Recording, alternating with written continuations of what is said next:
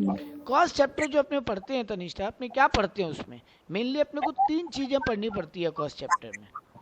We need to learn 3 things. पहला है कुछ इंपॉर्टेंट डेफिनेशंस, दूसरा है कुछ इंपॉर्टेंट टर्म्स, और तीसरा है कुछ इंपॉर्टेंट रिलेशनशिप।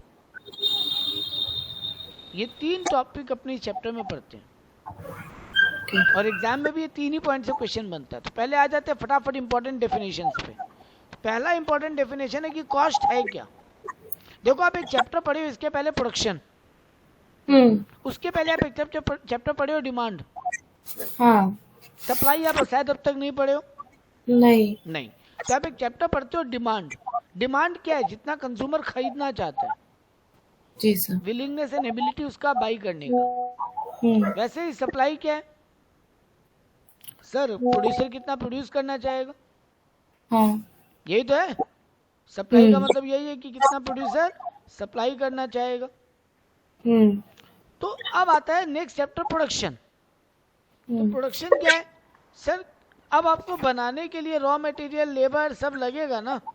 हाँ। तो वो आप कितना लगा पाओगे, आप कितना लेबर लगाओगे तो कितना आउटपुट निकलेगा।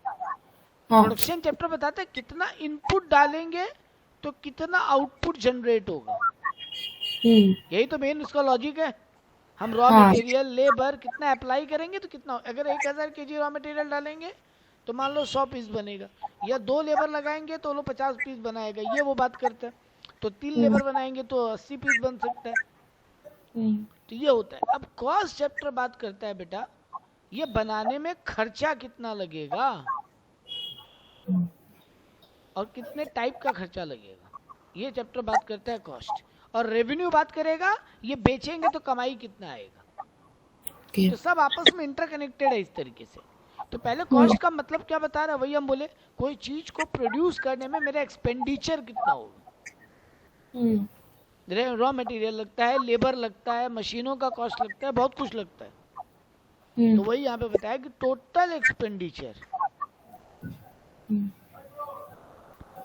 Incurring in producing a commodity. हम जो टोटल खर्चा इनकर करते हैं कुछ सामान को बनाने के लिए, चैप्टर, ठीक है।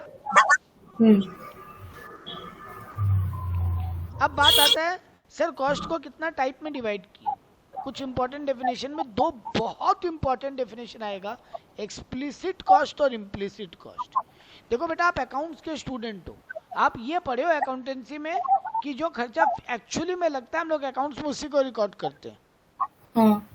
लेकिन इकोनॉमिक्स बोलता है नहीं नहीं नहीं नहीं नहीं, जो खर्चा आपका नहीं भी लगा है बट लग सकता था उसको भी कस्टमर से ही वसूल करना है आपको। तो सर ऐसा कौन सा खर्चा है जो लग सकता था बट लगा नहीं। एक एग्जांपल लेते हैं तनिष्ठा, मान लो मैं आपसे लैंड भाड़े पे लेता तो मेरा रेंट फिजिकली लगता, लेकिन तनिष्ठा यही हम अपना ही जमीन यूज कर लिए फैक्ट्री बनाने में, तो भाड़ा लगा नहीं, लेकिन सर लग तो सकता था। जी सर। और अगर ये जमीन हम अपने बिजनेस में यूज नहीं करते बेटा तो कहीं तो और भाड़े पे लगा के भाड़ा कमा सकते थे। तो वो जो अपना रिसोर्सेस को हम बिजनेस में यूज कर ले रहे हैं उसको बोलते हैं लग सकता था, इम्प्लिसिट कॉस्ट। हम किसी को अकाउंटेंट रखते तो सैलरी लग सकता था, हम फिजिकली तनिष्ठा को अकाउंटेंट रखे तो सैलरी देना पड़ा।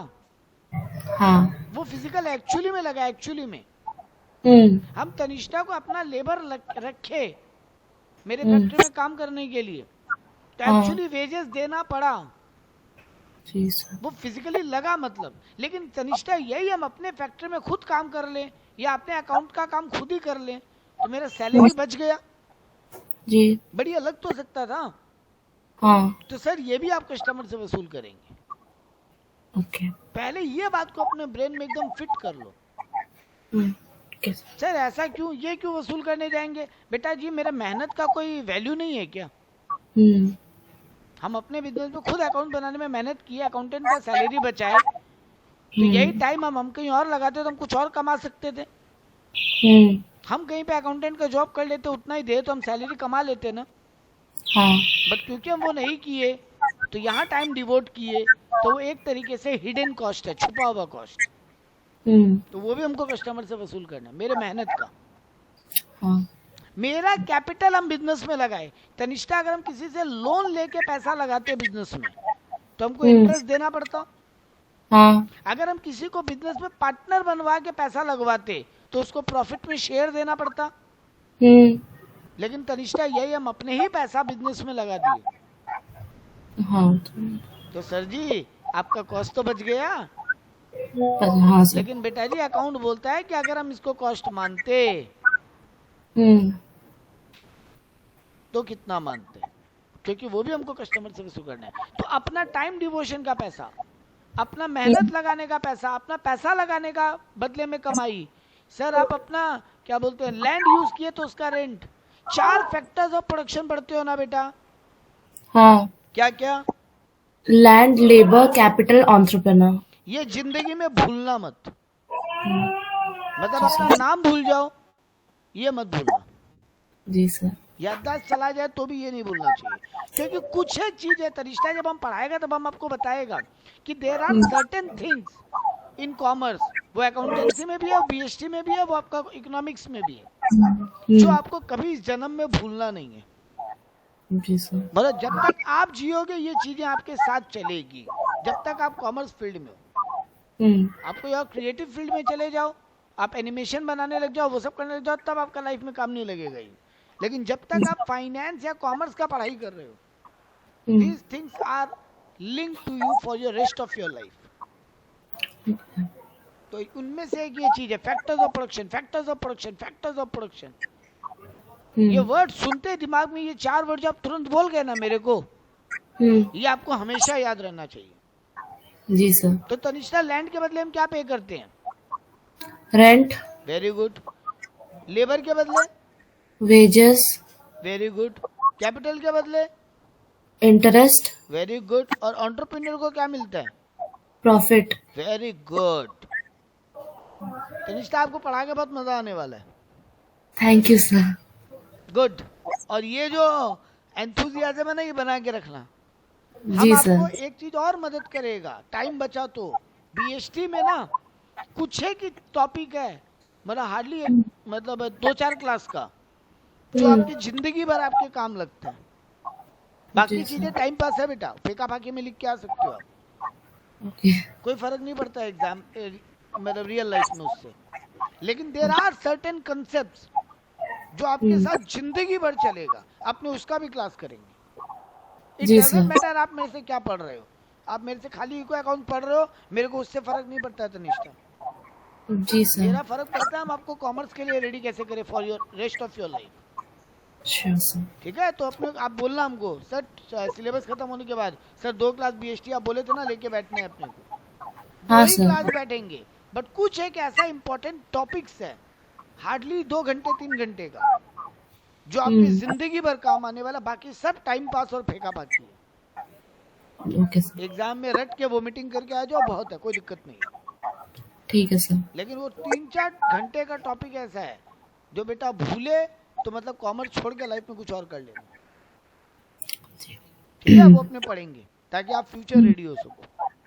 जी सर। तो सर ये आपने 4 वर्ड पढ़े। बेटा एक चीज गौर कर रहे हो, खर्चे में ये क्या है? फैक्टर ऑफ प्रोडक्शन ना, और ये इन चारों फैक्टर का कॉस्ट है ना, कॉस्ट। हाँ। इन चारों फैक्टर के लिए हमको पे करना पड़ता है। जी सर। देखो प्रॉफिट भी एक कॉस्ट है।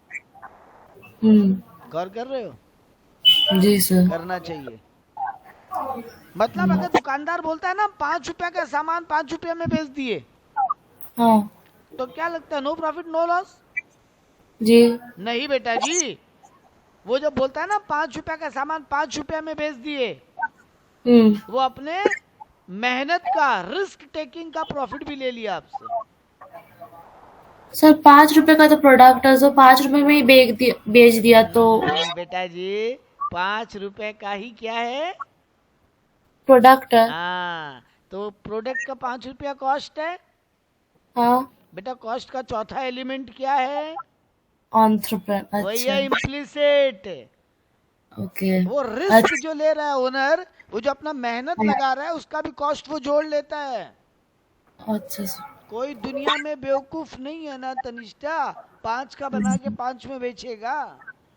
जी बट सर। बेच रहे हैं ना लोग, बहुत जिनको बेचना मजबूरी हो जाता है। देखो 5 का सामान आप 7 में बेचे, वो एक्स्ट्रा प्रॉफिट है आपका, उसको सुपर प्रॉफिट बोलते हैं। आएगा अगले टॉपिक में, वो अगले चैप्टर में। ओके। बट फिलहाल ये दिमाग में बैठा लेना उम्र भर के लिए कि सर जब दुकानदार बोलता है ना, या कोई भी बोलता है ना मेरा कॉस्ट इतना है, वो कॉस्ट में एक हिडन प्रॉफिट को इंक्लूड कर चुका होता है। ओके। और वो क्या चीज का प्रॉफिट है? उसके रिस्क टेकिंग का, रिस्क टेकिंग का। ओके। वो बिजनेस कर रहा है तो खतरा ले रहा है ना, नहीं बिका तो आग लग गया तो, सब बर्बाद हो गया तो, लॉस में बेचना पड़ गया तो, वो हर तो का खर्चा जोड़ लेता है। ओके। अपने मेहनत का भी खर्चा जोड़ लेता है, अपने कैपिटल लगाने, वो कैपिटल लगाने के लिए इंटरेस्ट उसको कहीं देना पड़ा क्या? जो कैपिटल वो अपनी जेब से लगाए, नहीं ना। नहीं सर। लेकिन वो तो जोड़ लिया। सर वो अपना बिजनेस में खुद जो टाइम डिवोशन किया, उसका सैलरी उसको किसी को देना पड़ा क्या? नहीं। एक्चुअली कोई मनी पेमेंट हुआ क्या? नहीं। फिर भी वो तो जोड़ लिया। एक्चुअली में कभी कोई उसका मनी पेमेंट होगा क्या? नहीं। फिर भी वो तो जोड़ के बैठे। अपने बिजनेस का लैंड खुद ही, अपने रूम को ही ऑफिस बना लिया, हाँ। अपने लैंड को ही फैक्ट्री बना लिया, अपने लैंड को ही गोडाउन बना लिया। उसका पैसा उसको कहीं देना पड़ रहा है क्या? नहीं। फिर भी जोड़ लिया। तो वो सब भी तो कॉस्ट में ही ऐड कर लिया बेटा। और प्लस जो रिस्क लिया उसका भी एलिमेंट जोड़ लिया, तो वो भी तो वो ऐड ऑन किया। क्या वो सब एक्चुअली में कहीं पेमेंट होगा कभी जिंदगी में? नहीं। But he has included in the cost and recovered it from the customer. Yes. तो जब वो बोल रहा है वो 5 का माल 5 में बेचा, वो एक हिडन प्रॉफिट एलिमेंट ऐड कर चुका। ठीक है ना?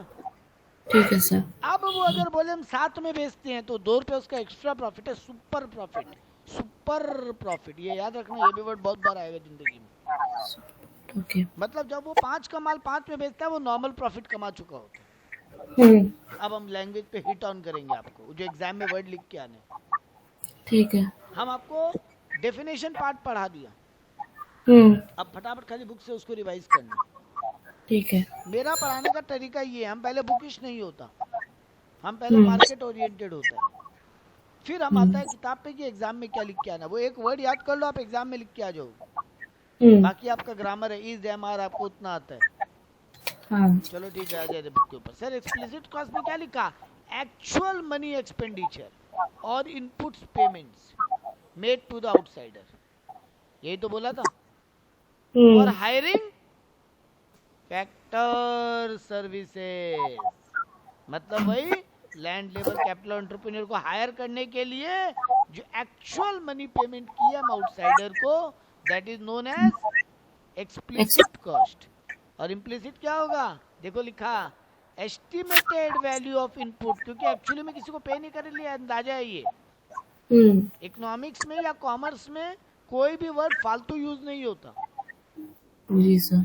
मन से बस कुछ भी चिपकाने का आंसर नहीं होता। एस्टिमेटेड वर्ड यूज किया जबकि वहां पे एक्चुअल वर्ड यूज किया, है ना डिफरेंस? हाँ। क्या चीज का एस्टिमेटेड? देखो लिखा value of input supplied by the owner, और इनपुट मतलब ही क्या है? वही लैंड लेबर कैपिटल एंटरप्रेन्योर। यहाँ जिंदगी भर इनपुट मतलब फैक्टर्स चलेंगे आपके। ओके। तो ये फैक्टर्स एकदम छपा रहना चाहिए ब्रेन में। ठीक है? ठीक है सर। तो देखो बोल दिया इंक्लूडिंग नॉर्मल प्रॉफिट।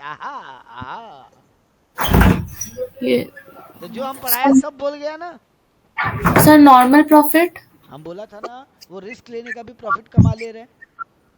हाँ। अच्छा। अपना कॉस्ट मान ले रहा है बेटा जी। Just think how a businessman is thinking. आपका जिंदगी इसी में गुजरने वाला है। अगर आपको आगे फाइनेंस लेके पढ़ने का मन है तो, और आप हो स्ट्रॉन्ग स्टूडेंट, आगे आपको सीए वगैरह या एमबीए वगैरह करना है, आप सिर्फ 12 या बीकॉम पढ़ने के लिए नहीं बने हो, जो अब तक हमको 2 क्लास में लगा है। Thank you. तो अगर आपको फ्यूचर पढ़ना है ना बेटा, हाँ। तो आपको ऐसे पढ़ना आना पड़ेगा। एग्जाम ओरिएंटेड पढ़ाई ना 1 घंटे का होता है। कुछ कीवर्ड याद करके आ जाओ, लिख के बना के आ जाओ। तनिष्ठा दुनिया को नहीं समझा सकते, बट अपने आप को समझा लो। कोई फर्क नहीं पड़ता आप 70 लाए कि 90 लाए, फर्क पड़ता है कि आपका प्रैक्टिकल कंसेप्ट कैसा है।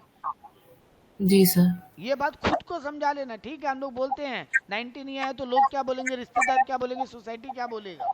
तेल लेने गया रिश्तेदार और सोसाइटी, जी sorry for sir. My language, नहीं sir, thank but it is like that. Doesn't matter बेटा, यू। हाँ 90 आया किसी को घंटा फर्क नहीं पड़ता। मुकेश अंबानी को क्या फर्क पड़ता है कि तनिष्ठा चार्टेड अकाउंटेंट है या नीरज चार्टेड अकाउंटेंट है, उसके सामने रोज 1000 चार्टेड घूमते हैं। हाँ। उसको मतलब है क्या तनिष्ठा और नीरज मेरा काम करके दे सकते हैं, जी। तो मेरे लिए उनका वैल्यू है। वरना भाड़ में जाओ अपना डिग्री लेके, रोज उसको अगरबत्ती करना, रोज उसको दीवार पे टांग के उसका फोटो फ्रेम बना के अगरबत्ती करना, कुछ नहीं फर्क पड़ता मुकेश अंबानी या किसी भी बड़ा बिजनेसमैन को। क्यों? क्योंकि ओनली मैटर कि उनको काम आप करके दे पाओगे, आप उनका कंपनी का डिटेल बना के दे पाओगे, आप उनका कंपनी का कॉस्टिंग बचा के दे पाओगे, आप उनके कंपनी को प्रॉफिट कमा के दे पाओगे, तो you matter to them, otherwise you don't matter to them. कोई फर्क नहीं पड़ता, दुनिया में लाखों तनिष्ठा लाखों नीरज है, जी सर। है ना।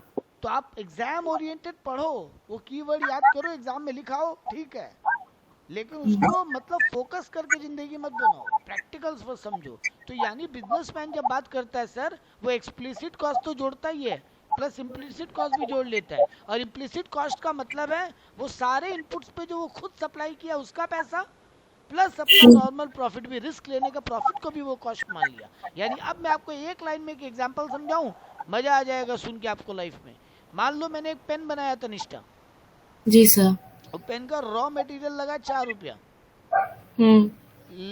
मेरा लेबर और इंटरेस्ट, लेबर कैपिटल और क्या बोलते हैं लैंड, इनका मान लो लगा 2 रुपया, इंटरेस्ट वगैरह सब लेके 6 रुपया लगा। तो हाँ।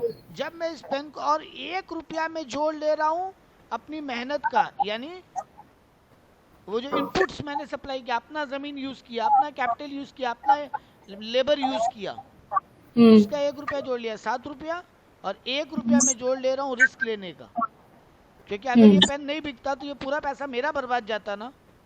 हाँ। तो इसलिए मैंने वो रिस्क भी लिया।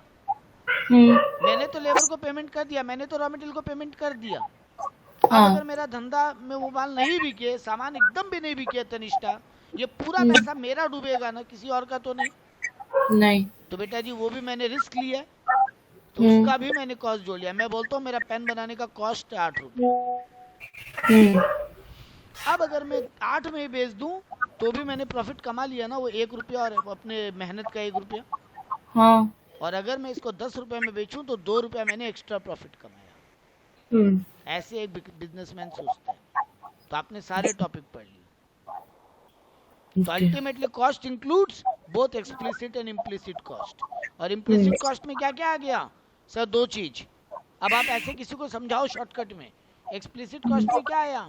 जो हम फैक्टर्स के लिए आउटसाइडर को पेमेंट करते हैं। और इम्प्लिसिट कॉस्ट में क्या आया? 2 चीज। जो हम फैक्टर्स के लिए ओनर को अंदाजा लगा रहे हैं कि ओनर का कितना फैक्टर पे पैसा लगा, प्लस उसका नॉर्मल प्रॉफिट। हो गया, आपने पढ़ लिया? जी सर। समझ में आया? जी सर। हाँ, बस ये फीलिंग्स मन में लाना कि हाँ समझ में क्या नहीं आया, हमको बोलना बिंदास। हाँ सर। तो देखो अब डिफरेंस बिटवीन आया सर, ये आउटसाइडर को पेमेंट होता है, ये सेल्फ पेमेंट है। इसमें एक्चुअल फिजिकली मनी जाता है, इसमें कोई मनी जाता नहीं है, अंदाजा लगाते हैं, वी एस्टिमेट। इम्प्यूट मतलब अंदाजा लगाना, एस्टिमेट करना, सोचना, मान लेना, एज्यूम कर लेना। वर्ड्स आपके ऊपर, आप जितना लिख के आ सकते हो। अब एग्जाम्पल में बोला, यहाँ पे जो मैं वेजेस को पेमेंट करता हूँ, रेंट को पेमेंट करता हूँ, इंश्योरेंस का पेमेंट करता हूँ, जो भी खर्चा पेमेंट करता हूँ। और यहाँ पे बोला खुद के पैसे पे इंटरेस्ट, खुद के लैंड पे रेंट, जो एक्चुअली मैं दे तो नहीं रहा हूँ जी, बट अंदाजा लगा रहा हूँ। पहला टॉपिक खत्म। अब एक छोटा सा है, कॉस्ट फंक्शन किसको बोलते हैं? ये आप बहुत बार पढ़े होंगे ना, डिमांड फंक्शन किसको बोलते हैं, कॉस्ट फंक्शन किसको बोलते हैं, प्रोडक्शन फंक्शन किसको बोलते हैं। मेरे को खाली एक वर्ड जिंदगी भर के लिए याद कर लो, ये फंक्शन बोलना क्या चाह रहा है। कोई भी function, demand function, cost function, revenue function, production function, क्या बोलना चाहता है? उनका फंक्शन मतलब काम क्या होता है। Very good, very very good. But मैं एक वर्ड आपको याद करा रहा हूँ, जिंदगी भर याद कर लो, आप सारा आंसर लिख पाओगे। इकोनॉमिक्स में ना पढ़ने का एक और तरीका होता है, एक आंसर पढ़ते हो उसमें कुछ काम का वर्ड मिलता है जो हर जगह यूज हो सकता है। जी तो आपने पढ़ा है डिमांड फंक्शन, आप पढ़ते हो प्रोडक्शन फंक्शन, आप पढ़ रहे हो कॉस्ट फंक्शन, मैं आगे पढ़ाऊंगा रेवेन्यू फंक्शन। हम्म सर बार बार ये फंक्शन आता है, बोलना रिलेशनशिप है। हाँ ये रिलेशनशिप फंक्शन क्या बताता है? रिश्ता बताता है, हाँ रिलेशनशिप बताता है। किसका किसका? बेटा खर्चे किस पे डिपेंड करते हैं? Output very good. तो ये फंक्शन आपका आउटपुट का बताता है, खर्चे और आउटपुट का रिलेशनशिप बताता है, मतलब कॉस्ट और क्वांटिटी का रिश्ता बताता है। आप ज्यादा क्वांटिटी प्रोडक्शन करोगे ज्यादा कॉस्ट लगेगा, मतलब जितना क्वांटिटी बढ़ेगा कॉस्ट भी बढ़ेगा, और जब जी जब क्वांटिटी कम प्रोडक्शन करोगे कॉस्ट भी कम लगेगा। हम्म हम एक पेन बनाएंगे तो एक पेन का ही खर्चा लगेगा, और 10 हाँ पेन बनाएंगे तो 10 पेन का खर्चा लगेगा। जी तो यही तो बताता है। डिमांड फंक्शन क्या बताता है? सर ये भी रिश्ता बताता है कि डिमांड कितना बढ़ेगा या कितना घटेगा उसके इनपुट के हिसाब से। वो सारे फैक्टर्स है ना, price of the product, income of the consumer, जी सर तो फैक्टर्स और डिमांड का रिश्ता बताता है डिमांड फंक्शन। वैसे अगर मैं आपको बोलूं प्रोडक्शन फंक्शन क्या बताता है, तो वो भी रिलेशनशिप बताता है। किसके किसके बीच का? वो बताता है आउटपुट और इनपुट का। हाँ output is the function of input, यही तो बोलियो। क्वांटिटी हाँ is the function of, quantity मतलब ही आउटपुट होता है। हाँ तो output is the function of input, जैसे जैसे इनपुट बढ़ेगा क्वांटिटी बढ़ेगा। यही तो है, सारा चीज आपको फंक्शनल रिलेशनशिप बताता है। ये वर्ड याद कर लो, आपका काम खत्म। किसके ठीक है किसके बीच में, वो तो आपको ऐसे भी समझ में आ ही जाता है। हाँ लास्ट डेफिनेशन और फिर मैं नेक्स्ट टॉपिक पे आ जाऊंगा। मैंने कहा था कुछ डेफिनेशन पढ़ेंगे, कुछ इंपॉर्टेंट टर्म्स पढ़ेंगे, एंड देन उनका रिलेशनशिप पढ़ेंगे। तो अब आ जाओ लास्ट डेफिनेशन पे, अपॉर्चुनिटी कॉस्ट। अपॉर्चुनिटी का मतलब क्या होता है? देखो तनिष्ठा, मैंने स्टार्टिंग में कहा था मैं अपने बिजनेस में टाइम डिवॉल्व कर रहा हूँ, हाँ अपने बिजनेस में अपना कैपिटल लगा रहा हूँ, अपने जी बिजनेस में अपना क्या बोलते हैं लैंड लगा रहा हूँ, है ना। हाँ तो बेटा जी अगर मैं कहीं और लगाते तो कमा लेता ना कुछ और। हाँ अगर मैं अपना बिजनेस का अकाउंट बनाने में टाइम डिवोशन नहीं करता तो कहीं और कुछ काम कर रहा होता, वहां कमा लेता। अपने जी बिजनेस में अपना कैपिटल नहीं लगाता तो वो कहीं और लगाता तो इंटरेस्ट या डिविडेंड कमा लेता। अगर अपने बिजनेस में मैं अपनी लैंड को यूज नहीं करता तो कहीं और लगाता तो रेंट कमा लेता। जी इजंट इट? यानी मैं यस एक अपॉर्चुनिटी को पाने के लिए दूसरी अपॉर्चुनिटी खो रहा हूँ। अगर मैं अभी ट्यूशन पढ़ा रहा हूँ, मैं एक सीए हूँ, अगर अभी मैं ट्यूशन पढ़ा रहा हूँ तो यही टाइम पे मैं कोई सीए का भी काम कर सकता था। तो मेरे को देखना पड़ेगा मैंने सीए का काम छोड़ा ट्यूशन पढ़ाने के लिए, तो क्या मैं वहां जो कमा लेता यहाँ कमा पा रहा हूँ? मतलब वो वाला कमाई जो मैं सेक्रीफाइस कर रहा हूँ, क्या उतना यहाँ पे कमा पा रहा हूँ? वो सेक्रीफाइस मेरे लिए एक कॉस्ट है, जी उसी को बोलते हैं अपॉर्चुनिटी कॉस्ट। अब वो वर्ड याद करें जो एग्जाम में लिख के आना ही है। जी next best alternative foregone, next best alternative. देखो मैं बहुत कुछ कर सकता था, मैं ट्यूशन नहीं पढ़ा रहा होता तो किसी का अकाउंट का काम कर लेता, या सीए का काम कर लेता, या कहीं पर कोई सेल्समैन का काम कर लेता। मेरे पास बहुत सारी अपॉर्चुनिटीज थी। जी मैं सारी अपॉर्चुनिटी का बात ही नहीं कर रहा, मैं बोल रहा हूँ नेक्स्ट बेस्ट। सर आप सीए हैं तो आप ट्यूशन पढ़ाने के अलावा नेक्स्ट बेस्ट जो काम कर पाते वो तो सीए। हाँ तो सर आप सीए का काम छोड़ रहे हैं, उसके लिए जितना आप कमाई सेक्रीफाइस कर रहे हैं उस कॉस्ट को बोलते हैं, जो आप फॉरगॉन कर रहे हैं ना, नेक्स्ट बेस्ट ऑल्टरनेटिव को फॉरगॉन कर रहा हूँ, फॉरगॉन छोड़ रहा हूँ, उसी का कॉस्ट को बोलते हैं अपॉर्चुनिटी कॉस्ट। जी सर डेफिनेशन। तो ये नेक्स्ट बेस्ट ऑल्टरनेटिव अब जिंदगी भर आपके मुंह में चिपका रहना चाहिए। जी सर नेक्स्ट बेस्ट ऑल्टरनेटिव जब छोड़ दिए, फॉरगॉन वर्ड आपको याद आ जाएगा, डोंट वरी। उसी कॉस्ट को अपॉर्चुनिटी कॉस्ट बोलते हैं। ठीक है ठीक है, ठीक है यही हो गया आपका डेफिनेशन खत्म। ठीक है, ठीक है सर। यहाँ पे एक आध वर्ड और बोला, मनी कॉस्ट क्या होता है, रियल कॉस्ट क्या होता है, प्राइवेट कॉस्ट क्या होता है, सोशल कॉस्ट क्या होता है। ये आपको पावर बूस्टर में दिया, मतलब आपके सिलेबस में नहीं है। जी सर। लेकिन फिर भी सुन लो एक एक वर्ड में। मनी कॉस्ट तो मतलब जो फिजिकली पेमेंट करके आया। हाँ रियल कॉस्ट मतलब होता है महंगाई का effect, time value of money. हम्म आज से 20 साल पहले 1 रुपए में या 10 रुपए में जितना सामान आता था अब तो नहीं आता, नहीं। महंगाई बढ़ गया। इसी को बोलते हैं रियल कॉस्ट। हम्म प्राइवेट कॉस्ट मतलब जो बिजनेसमैन लोग खर्चा करते हैं, ओके। और सोशल कॉस्ट मतलब देखो एक बिजनेस करने के लिए सोसाइटी को नुकसान पहुंचता है ना, हाँ, कैसे? बहुत मैं बिजनेस कर रहा हूँ, इससे सोसाइटी को क्या नुकसान हो रहा है? सर बिजनेसमैन तो सोसाइटी से रिसोर्स तो सोसाइटी से लेते हैं तो तो उससे नुकसान कहाँ हुआ? सोसाइटी को तो मैं उसके बदले पेमेंट कर रहा हूँ। लॉस क्या हो रहा है? लॉस जरा सोचो, दिमाग लगाओ, आंसर मिलेगा। हर चीज पढ़ने का नहीं होता, कुछ चीजें अपने एनालिसिस की होती है। सोचो सोचो। मैंने एक, अच्छा चलो एक एग्जांपल देता हूँ, शायद आप पकड़ लो। मैं एक फैक्ट्री चला रहा हूँ, factory. Pollution. Very good, very very good. Sir आप जमीन से रॉ मटेरियल एक्सट्रैक्शन कर रहे हैं, तो जमीन खोद रहे हैं, तो रिसोर्सेज को खत्म कर रहे हैं ना आप। हाँ हाँ नेचुरल रिसोर्स बहुत सारे ऐसे होते हैं ना बेटा जो रीजनरेट नहीं होते। हाँ। वो दुनिया में जैसे कोयला, कोल, वो दुनिया में जितना है उतना ही तो है। आप अगर काटे जा रहे हैं, उसको निकाले जा रहे हैं जमीन से खोद खोद के, ऑयल, हाँ आप जमीन से एक्सप्लोरेशन किए जा रहे हैं, किए जा रहे हैं, वो एक दिन खत्म होगा, हम लोग बोलते हैं ना। जी। तो that is loss to a society. हम उसका नेचुरल रिसोर्स को खत्म कर रहे हैं, हम उसके जी एनवायरमेंट को पॉल्यूट कर रहे हैं। जी। हम जमीन को खोद रहे हैं तो सॉइल इरोजन होगा उससे। तो ये सब क्या हो रहा है? आप एक तरीके से सोसाइटी को एम्पर कर रहे हो, तो वो भी कॉस्ट है हाँ जो आपको वापस भरपाई करना है। आप उसके लिए पेड़ लगाइए, तो उस पर खर्चा कीजिए। जी आप सोसाइटी को कुछ ऐसा करके दीजिए जिससे उसका फ्यूचर बच जाए, क्योंकि आप जी। उसके फ्यूचर को खत्म कर रहे हैं। ठीक है, उसी कॉस्ट को सोशल कॉस्ट बोलते हैं। जी। ठीक है, तो जो सोसाइटी को नुकसान हो रहा है, आपका एग्जांपल में एक ही याद रखो, पोल्यूशन, पोल्यूशन। काम हो जाएगा। तो ओके। अपना पहला टॉपिक खत्म, जो था कुछ इंपॉर्टेंट डेफिनेशन। क्या क्या डेफिनेशन पढ़े? ये प्राइम में समरी होना चाहिए sir. Explicit cost, implicit cost, उसके अलावा कॉस्ट फंक्शन कॉस्ट फंक्शन और अपॉर्चुनिटी कॉस्ट। कॉस्ट। और एक वर्ड और याद रख लो, काम का आएगा, सोशल कॉस्ट। Social cost. ये आपके सिलेबस में बूस्टर में दिया, बट पहले मेन सिलेबस का पार्ट था। ओके। तो ये आपको याद रहना चाहिए कि हमने 5 डेफिनेशन पढ़े हैं सर।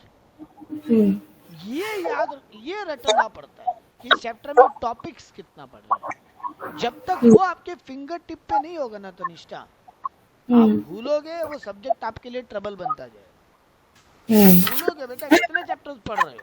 बीएसटी में 12 चैप्टर, इकोनॉमिक्स में 12-15 चैप्टर, अकाउंट्स में 13-14 चैप्टर। तो धीरे धीरे तो सब भूलोगे। इंग्लिश में भी 15-16 चैप्टर। जी।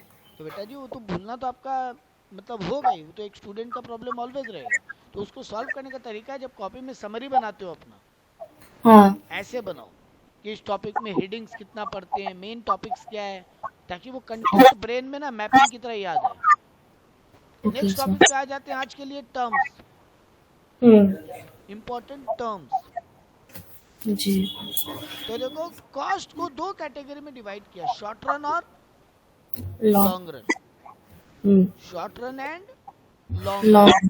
सर अकाउंट्स में बोलते हैं शॉर्ट पीरियड, लॉन्ग पीरियड, यानी 1 साल से कम, 1 साल से ज्यादा। हाँ। इकोनॉमिक्स में वो मतलब नहीं है।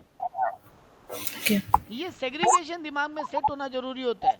अच्छा अकाउंट्स में तो शॉर्ट पीरियड, लॉन्ग पीरियड मतलब 1 साल से कम, 1 साल से ज्यादा, है ना। लेकिन इकोनॉमिक्स में मतलब होता है जिस पीरियड में कोई एक फैक्टर ऐसा है जिसको आप चेंज नहीं कर सकते, उस पीरियड को शॉर्ट रन बोलते हैं। और जिस पीरियड में सारे फैक्टर्स को चेंज करना पॉसिबल है, वही पीरियड लॉन्ग रन। अब किसी बिजनेस के लिए वो शॉर्ट पीरियड 1 दिन भी हो सकता है, किसी बिजनेस के लिए वही शॉर्ट पीरियड 1 साल भी हो सकता है। जी। एक बहुत प्यारा एग्जांपल देंगे, याद रखने का कोशिश करना। हम आपका एक मिठाई का दुकान है, हाँ। हम आपकी दुकान में आए और आपको बोले तनिष्ठा आपके पास कितने रसगुल्ले रेडी है? आप बोले 100 पीस रेडी है। जी। बोले 1 पीस का कितना दाम? आप बोले 1 पीस का 10 रुपया दाम। हम आपको बोले हमको अगले 2 घंटे में 300 पीस लेकिन चाहिए, रेडी करवा दोगे? आप बोलेगा हो जाएगा, क्योंकि आपको पता है आप लेबर और रॉ मटेरियल बढ़ाओगे, आपका काम हो जाएगा। मशीनें आपके पास पहले से ही है हम्म। जिसमें 300 पीस बन सकता है, हाँ। आप ले लिए कॉन्टैक्ट, ओके। क्योंकि आप यहाँ पे वेरिएबल कॉस्ट को बदल सकते हो ना, हाँ। बट फिक्स फैक्टर्स को नहीं बदल पाओगे। अगर हम नहीं। आपको अभी बोले हमको 300 नहीं 3000 पीस चाहिए अगले 2 घंटे में, आप बोलोगे नहीं हो पाएगा, हाँ सर। क्योंकि आप रॉ मटेरियल और लेबर तो ले आओगे, बट वो हाँ। मशीन 3 घंटे में कहाँ से 2 घंटे में कहाँ से ले आओगे जिससे और पीस रसगुल्ला बन जाए। वो लाने के लिए आपको थोड़ा ज्यादा टाइम चाहिए ना। जी। मतलब कुछ तो ऐसा फैक्टर था जो आप चेंज नहीं कर सकते। आप नया दुकान नहीं खोल पाओगे, अभी नया लैंड नहीं ले सकते आप तुरंत। आप लेबर और कैपिटल तो ले आओगे। जी। बड़ा ऑर्डर मिल रहा है 10 रुपए की जगह हम 30 रुपया पर पीस देने को रेडी है आपको, आप तुरंत लेबर भी जुगाड़ लोगे, तुरंत रॉ मटेरियल भी जुगाड़ लोगे, लेकिन आप मशीन लैंड ये सब नहीं चेंज कर सकते तुरंत। लेकिन यही आपको हम बोले आपको 1 महीने का टाइम देते हैं, आप पर डे 100 की जगह पर डे 3000 बनाओ, बोले बन जाएगा। हाँ। तो यानी आपके बिजनेस के लिए 1 महीने का टाइम शॉर्ट रन है, 1 महीने से ज्यादा का टाइम लॉन्ग रन हो गया, क्योंकि तब आप सारे फैक्टर्स को चेंज कर सकते हो। जी। तो यही होता है डेफिनेशन। जिस पीरियड में सारे फैक्टर्स को चेंज किया जा सकता है उस पीरियड को लॉन्ग रन बोलते हैं। और जिस पीरियड में कुछ फैक्टर को तो चेंज कर सकते हैं बट नॉट ऑल, उसी पीरियड को शॉर्ट रन बोलते हैं। जी। ये बात आपके ब्रेन में सेट होनी ओके। ये समझ में आया आपको? जी सर।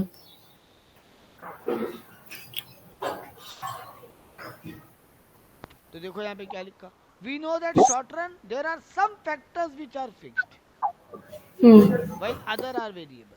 मतलब कुछ फैक्टर्स तो फिक्स है, बाकियों को बदल सकते हो। अब वो कुछ एक भी हो सकता है बेटा। हमारे 4 ही फैक्टर है, लैंड लेबर कैपिटल एंटरप्रेन्योर। अगर उन चारों में से एक भी ऐसा है जिसको आप चेंज नहीं कर सकते हो अभी तुरंत, तो वो पीरियड आपके लिए फिक्स पीरियड है, शॉर्ट रन पीरियड है। लेकिन अगर आप चारों फैक्टर चेंज कर सकते हो जितना टाइम में, वही पीरियड आपके लिए लॉन्ग रन। ठीक है? ठीक है। तो यानी आपका शॉर्ट रन में खर्चे को 2 कैटेगरी में डिवाइड किया, fix cost and variable cost. ठीक है? ठीक है। तो पहला डेफिनेशन आया, टोटल कॉस्ट किसको बोलते हैं? सर दोनों को ऐड कर लीजिए, फिक्स प्लस वेरिएबल वही होगा टोटल। आपका 1000 पीस रसगुल्ला बनाने का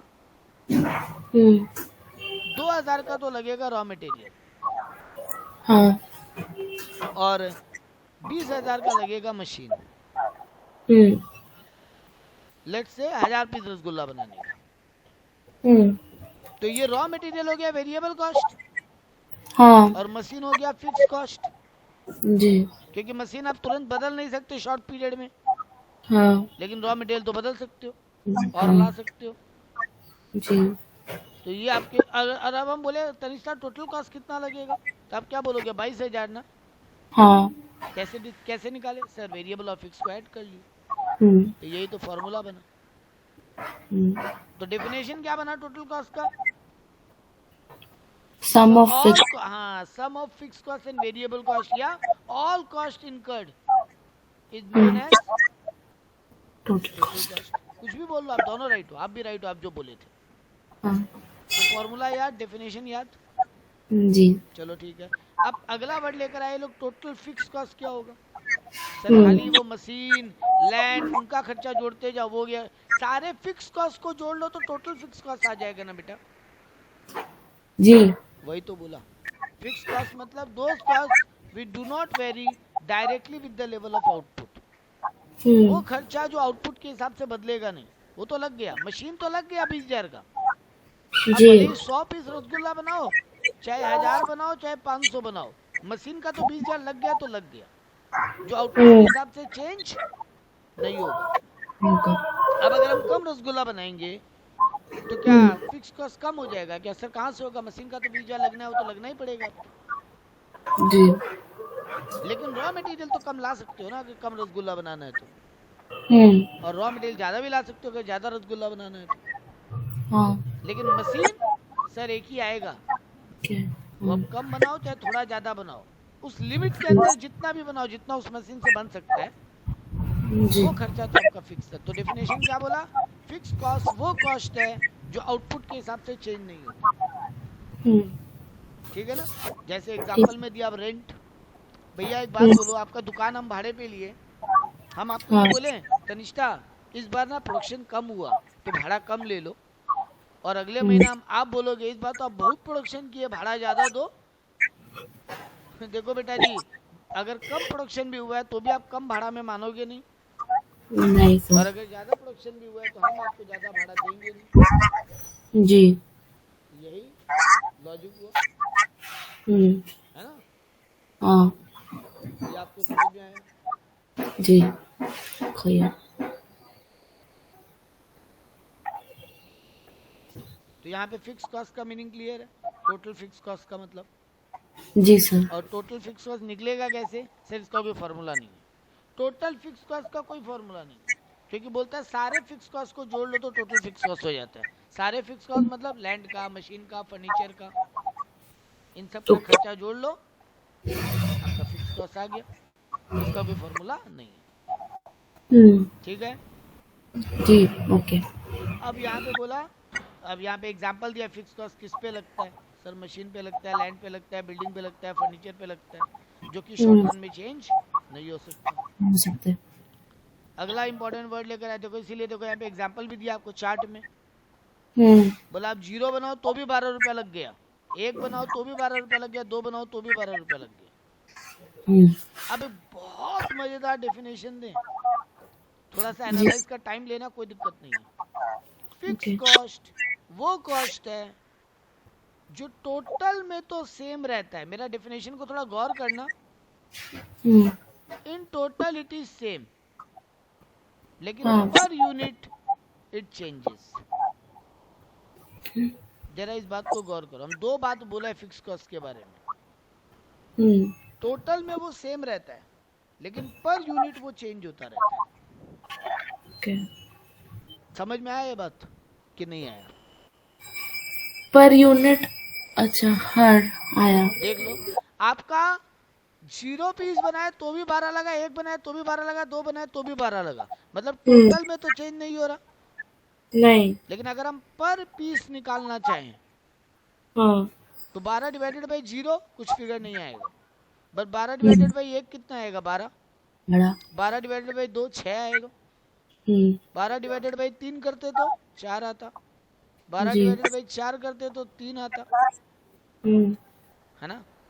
जी सर। मतलब ये पर यूनिट चेंज होता रहता है, जी। लेकिन टोटल में हमेशा सेम रहता है। जी।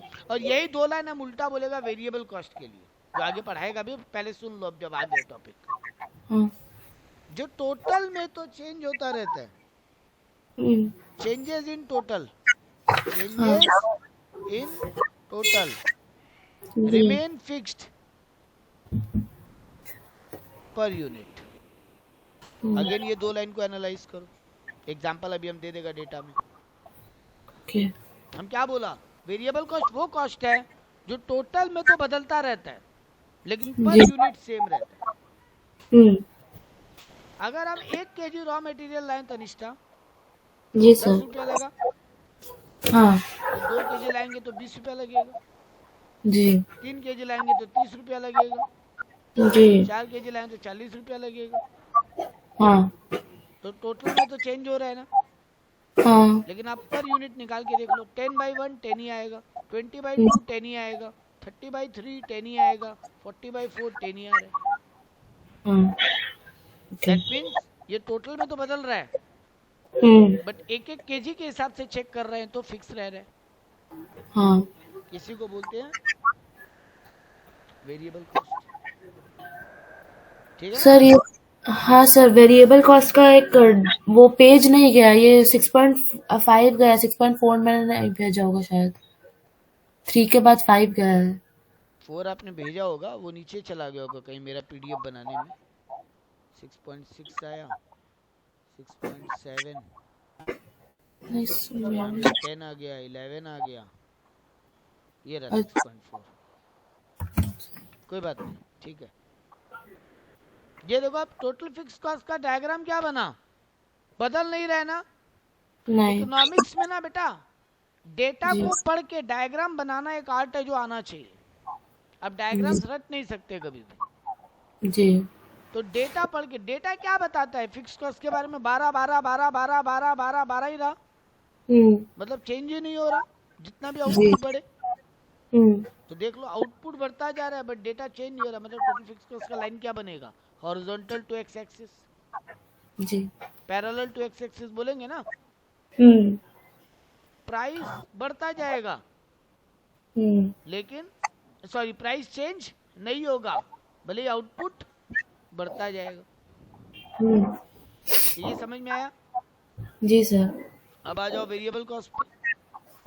टोटल वेरिएबल कॉस्ट किसको बोलते हैं सर? जो आउटपुट के हिसाब से चेंज हो, जैसे रॉ मटेरियल का दाम, जैसे पावर, फ्यूल, वेजेस, ये सब आपके बदलते जाएंगे। तो देखो टोटल वेरिएबल कॉस्ट यही है। जीरो बनाया तो जीरो लगा, अगर बनाया नहीं तो रॉ मटेरियल क्यों लगेगा। लेकिन जैसे ही एक पीस बनाए तो रॉ मटेरियल 6 रुपया लगा, 2 पीस बनाए तो 10, 3 बनाए तो 15, 4 बनाए तो 24, 5 बनाए तो 35। मेरा डेफिनेशन में एक चीज रॉन्ग बोल गया कि वो पर यूनिट चेंज नहीं होगा, पर यूनिट भी चेंज होगा, ठीक है।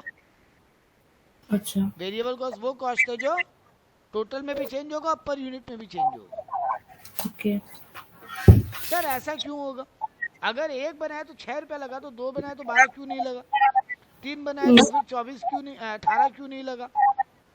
बेटा जी जब आप क्वांटिटी बल्क में लेना चालू करते हो, ज्यादा क्वांटिटी में किसी दुकानदार से सामान लेना चालू करते हो, वो आपको क्या बोलता है, ठीक हम थोड़ा डिस्काउंट दे देंगे। अगर आप एक दुकान में जाते हो, बोलते हो भैया एप्पल कितने रुपए केजी, वो बोलता है मान लो 80 रुपीज केजी, आप उसको बोलते हो ना भैया 3 केजी ले लेंगे, देख लो ठीक ठाक दाम लगा दो, वो बोलता है ना ठीक है चलो आप 3 केजी लोगे पर केजी 70 लगा देंगे आपको। अब अगर आप बोलते हो हमको 100 केजी चाहिए, बोलेगा ठीक है पर केजी 60 लगा देंगे आपको। मतलब जैसे जैसे आप क्वांटिटी को बढ़ा रहे हो वो पर केजी या पर यूनिट दाम चेंज करता रहेगा, थोड़ा थोड़ा कम करता रहेगा, लेकिन एक लिमिट तक ही डिस्काउंट देगा ना बेटा। एक लिमिट के बाद क्या बोलेगा, अब और दाम नहीं गिरा सकते, अब और ज्यादा ले तो दाम बढ़ाना चालू कर देगा। सर ये क्या बोल गया? आखिरी पॉइंट है आज के लिए, ठीक से सुन लेना इसको जी। हम क्या बोल गया, आप जैसे जैसे क्वांटिटी बढ़ाते हो आपको वेरिएबल फैक्टर देने वाला दुकानदार स्टार्टिंग में तो पर यूनिट दाम गिराएगा जी, लेकिन एक पॉइंट के बाद वो उसको और नहीं गिराएगा, और एक लिमिट के बाद तो बोलेगा अब हम ज्यादा रुपया लेंगे। सर वो दाम गिराएगा समझ में आया, क्योंकि हम बल्क में ले रहे हैं तो वो डिस्काउंट देगा। एक पॉइंट के बाद दाम नहीं गिराएगा, ये भी समझ में आया कि सर एक लिमिट तक ही कोई डिस्काउंट दे सकता है। ऐसा थोड़ी ना है कि आप बल्क में क्वांटिटी ले रहे हो बोलता है कि 0 रुपया में ले जाओ, नहीं ना सर डिस्काउंट का भी एक लिमिट होगा, वो अपने कॉस्ट से ज्यादा डिस्काउंट थोड़ी दे देगा आपको जी। लेकिन सर आप तीसरा लाइन बड़ा अजीब बोले कि एक लिमिट के बाद से पर यूनिट कॉस्ट को बढ़ाना चालू कर देगा, मतलब डिस्काउंट तो नहीं देगा, उल्टा दाम वापस इंक्रीज करना चालू कर देगा। ये क्या बोल गए सर आप जी? ये बात क्यों होगा तनिष्ठा जरा बोल सकते हो? नहीं सर। हम बता देते हैं, सुनना मेरा बात बहुत अच्छे से, एकदम बाजार बता रहे हैं बाजार। हम एक दुकानदार के पास गया, बोला हमको 1 केजी एप्पल चाहिए, बोला 80 रुपया लगाएंगे। जैसे हम उसको बोला हमको 10 केजी एप्पल चाहिए, बोला ठीक है चलो 70 रुपया लगा देंगे। हम उसको जैसे ही बोला हमको 100 केजी एप्पल चाहिए, बोला चलो 60 रुपया लगा देंगे। बट जैसे हम उसको बोला हमको 500 केजी एप्पल चाहिए, बोला नहीं भी आप 60 से कम नहीं करेंगे और डिस्काउंट नहीं दे सकते हम। लेकिन जैसे ही हम उसको बोला हमको 1000 केजी एप्पल चाहिए, वो बोलेगा अब तो 60 नहीं अब तो हम 65 लगाएंगे। हम जैसे ही उसको बोला हमको 10,000 केजी एप्पल चाहिए, वो हमको बोलेगा अब तो 70 लगाएंगे हम उसको जैसे ही बोला हमको 1 लाख केजी एप्पल चाहिए, बोलते अब तो 80 लगाएंगे हम, वापस 80 पे आ गया घूम के। और जैसे हम उसको बोला हमको 5 लाख केजी एप्पल चाहिए, वो हमको बोलता अब तो 80 भी नहीं अब तो 100 लगाएंगे। सर ये वापस बढ़ना क्यों चालू हुआ? बेटा एक रेंज के बाद तो उसके पास प्रोडक्ट नहीं होगा ना, वो बोलेगा अब हमको दूसरे शहर से मंगवाना पड़ेगा, अच्छा। तो वो ट्रांसपोर्ट कॉस्ट भी लेगा आपसे। हाँ। अब और लिमिट बढ़ाए आप, बोलेगा अब तो इंडिया में भी नहीं मिलेगा, अब तुमको फॉरेन से मंगा के देना पड़ेगा, तो और ट्रांसपोर्ट कॉस्ट बढ़ जा रहा है उसका, जी। है ओके। ना?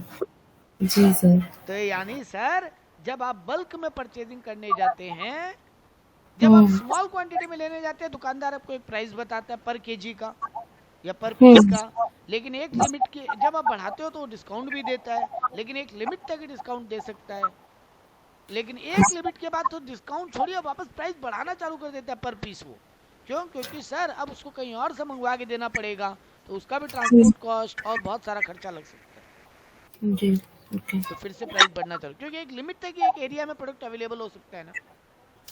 अब आप एक लोकल दुकानदार के पास गए हो, वो आपको 1000 केजी एप्पल थोड़ी ना दे पाएगा बेचारा, वो उतना ला के नहीं रखता होगा, और उस एरिया में भी उसको नहीं मिलेगा तो वो कहीं और से लाएगा। दैट्स व्हाई वापस प्राइस बढ़ना चालू होता है।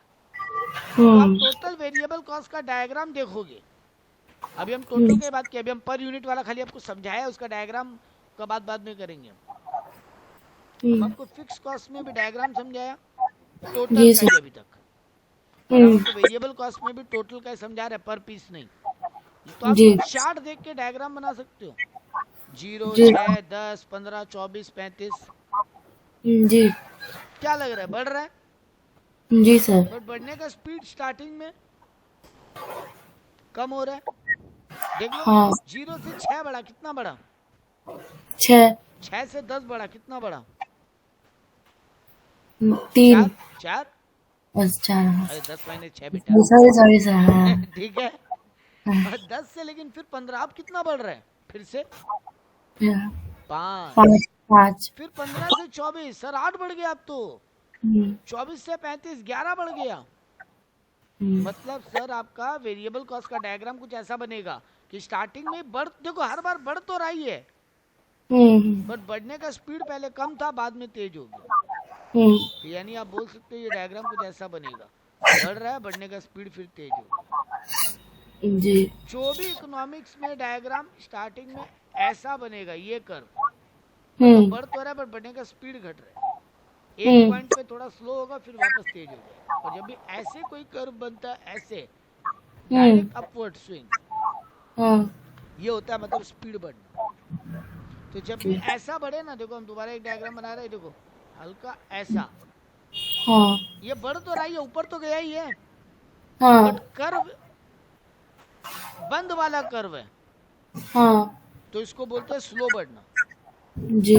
और जब ये कर्व ऐसा रहे, बढ़ तो रही है, इसको बोलते हैं स्लो बढ़ना। और जब ये कर्व ऐसा हो जाए, बढ़ तो रही है और तेज बढ़ रहा है ना, ओपन कर्व हो गया, इसको बोलते हैं स्पीड बढ़ना।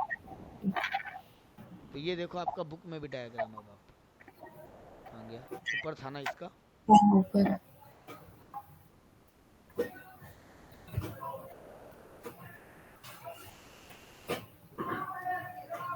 ये देखो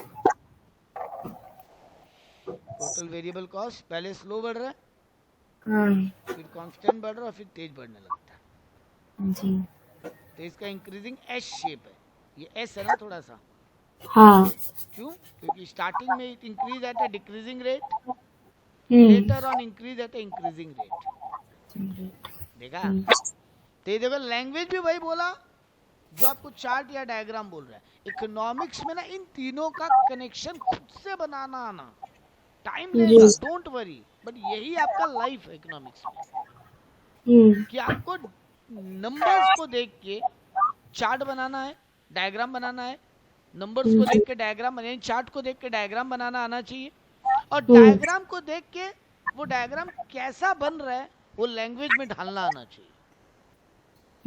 अगर जिस दिन आप इस आर्ट को सीख गए, आपका इकोनॉमिक्स खत्म, फिर आपको इकोनॉमिक्स बच्चा लगने लगेगा। और जो ये नहीं पकड़ पाया वो जिंदगी भर कंफ्यूज रहेगा, हम क्या लिख रहे हैं और क्या बना रहे हैं। तो हमेशा नंबर्स को देख के ना पहले मन ही मन डायग्राम बनाना आना चाहिए, गलत ही बने लेकिन ये आदत डालो, नंबर्स को देख के कभी डायग्राम देखो मत पहले, ओके। अब हम तरीका भी सिखा रहे हैं वो करना कैसे आपको जिंदगी भर। नंबर्स पढ़ो, नंबर को देखो वो बढ़ रहा है कि घट रहा है, तेज बढ़ रहा है कि स्लो बढ़ रहा है, एंड देन उसका डायग्राम फ्रेमिंग सोचो। और डायग्राम अगर बन जाए तब उसको लैंग्वेज में समझाना कैसे है वो भी बिना पढ़े पहले मनी मन सोचो, फिर देखो। ओके। हम जैसे नंबर्स देखा कि पहले 0, फिर 6, फिर 10, फिर 15, फिर 24, फिर 35, यही था। जी। तो देखो स्टार्टिंग में स्लो बढ़ रहा है यहाँ तक, क्योंकि जिस 0 से 6 बढ़ा, 6 से 10 ही बढ़ा, हाँ। तो बढ़ने का स्पीड कम हो रहा है बट बढ़ तो रहा है, तो बढ़ हाँ। तो रहा है बट बढ़ने का स्पीड कम हो रहा है। एंड देन फिर तेजी से बढ़ने लगा, हाँ। मतलब अभी भी बढ़ तो रहा है बट तेज बढ़ रहा है। जी। तो हमेशा डायग्राम बन गया। अब इस डायग्राम को कोई समझाने बोले तो बोलो कि स्टार्टिंग में स्लो बढ़ रहा है, बाद में तेज बढ़ रहा है, यही तो बात लिखा है, देख लो। हाँ। तो आपको टीवीसी आ गया, टीएफसी आ गया, मीनिंग भी आ गया, जी। उसका डायग्राम भी आ गया, जी। और उसका चार्ट भी समझ में आ गया। जी। ये देख लो, अब यहाँ पे डिफरेंस भी लिखा, ये डायरेक्टली है, चेंज होता है आउटपुट के हिसाब से, ये आउटपुट के हिसाब से चेंज नहीं होता। ये शॉर्ट रन में कभी चेंज होता ही रहेगा वेरिएबल, लेकिन ये शॉर्ट रन में कभी चेंज नहीं होता फिक्स कॉस्ट। ये 0 लगेगा जब प्रोडक्शन 0 हो रहा है, बट फिक्स कॉस्ट कभी भी 0 नहीं होगा, भले आप कुछ भी मत बनाओ, मशीन तो लगी चुका आपका। हाँ। आप मशीन ले आए और फैक्ट्री में कुछ भी प्रोडक्शन नहीं किया इस महीना, तो भी आपका खर्चा तो लग ही चुका है ना। हाँ। तो आपका प्रोडक्शन कभी 0 है ही नहीं। एंड वेरिएबल फैक्टर का एग्जांपल बता दिया यहाँ पे, देखो कितना सुंदर डिफरेंस बिटवीन लिखा, और लार्ज डिफरेंस में उसका शेप बता दिया। टीवीसी का शेप एस शेप होता है, जबकि टीएफसी का हॉरिजॉन्टल स्ट्रेट लाइन होता है। जी। हो गया, ओके। ठीक है। तो आपको टोटल कॉस्ट का मतलब आ गया, टोटल कॉस्ट का फॉर्मूला आ गया। अच्छा, अब तीनों का डायग्राम एक साथ बनाए, ये देखो, पहले तीनों का चार्ट एक साथ बनाया, तीनों का डायग्राम। आज के लिए यहीं रोकेंगे हम लोग, ठीक है। ठीक है सर। एंड देन हम लोग इसको नेक्स्ट क्लास में कंटिन्यू करेंगे और चैप्टर खत्म हो जाएगा, ओके। विद क्वेश्चन आंसर हो जाएगा, डोंट वरी। Okay sir. तो यहाँ पे देखो, आपको टीएफसी यही था, 12 12 12 12 12 12। टीवीसी था 0 6 10 15 24 35। तो टोटल कॉस्ट कैसे आएगा सर, दोनों को जोड़ के ना। हाँ। तो देखो दोनों को जोड़ जोड़ के बना दिया। तो इसका डायग्राम भी तो वही हो रहा है, 12 से 18 हुआ, 18 से 22 हुआ, मतलब स्टार्टिंग में टीसी भी बढ़ रहा है बट बढ़ने का स्पीड कम है, एंड देन उसके बाद बढ़ने का स्पीड फिर तेज हो गया, मतलब टीसी का डायग्राम सेम डिट्टो टीवीसी जैसा होगा। लेकिन टीसी हो या टीएफसी, देखो यहाँ पे डायग्राम एक साथ कैसे बनाया, ये देखो, पहले टीएफसी का डायग्राम बनाया, टीवीसी स्टार्टिंग में 0 से चालू हुआ, और जिसका शेप पहले स्लो बढ़ा फिर तेज बढ़ा। लेकिन टीसी देखो यहाँ से चालू हुआ, क्योंकि टोटल कॉस्ट कभी 0 हो सकता है क्या सर, दोनों को जोड़ के टोटल कॉस्ट बनता है। तो जब फिक्स कॉस्ट 12 है तो टोटल कॉस्ट भी स्टार्टिंग में यहीं से चालू होगा। लेकिन इसके शेप का बढ़ने का डिजाइन एग्जैक्टली टीवीसी जैसा था, तो देख लो ये भी स्लो बढ़ा फिर तेज बढ़ा। आप तीनों का डायग्राम सीख गए, तीनों का मीनिंग समझ गए, फॉर्मूला समझ गए। अभी हम रिलेशनशिप वाला पार्ट हम बोला था तीसरा टॉपिक बनता है, बट वो बाद में पढ़ाएंगे, पहले हम आपको पर यूनिट वाला पढ़ाएंगे नेक्स्ट क्लास में, और फिर रिलेशनशिप पढ़ाएंगे चैप्टर खत्म। ओके। ठीक है। Okay sir. ये चैप्टर अगले क्लास में डन हो जाएगा। ओके।